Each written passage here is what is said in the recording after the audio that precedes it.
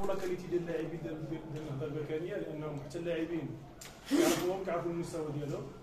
تنظن الخطاب ديالي انا مع اللاعبين هو الخطاب والموديل دو جو ديالنا خصنا انسيستيو عليه. ما كنحاولوش نهضروا على الفريق الخصم بزاف، لانه سي فري كنهضروا على لي بوان فور ديالو ولي بوان فيبل ديال لا فيبليس ديالو، ولكن كنظن ان جو مكونسونطر على الفريق ديالي. صحيح على ان النهضه البركانيه كيتميز لاعبين كلهم تبارك الله عندهم مقاومه طويله. كنت متخوف لان النهضه البركانيه سجل 7 ديال الاهداف من ضربات الاخطاء، وهذه من لي بوان فور ديالو.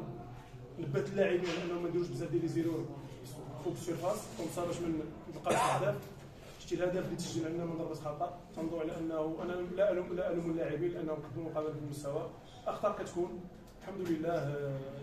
تنقولش ان بن الشيخه سهل عليا الاموريان، بن الشيخه مدرب كبير، مدرب اللي عطى الكثير للفرق الوطنيه. بالنسبه لي انا جو مكونسونطر على ليكيب ديالي اللي كتهمني اكثر من ليكيب ادفيرس. شكرا.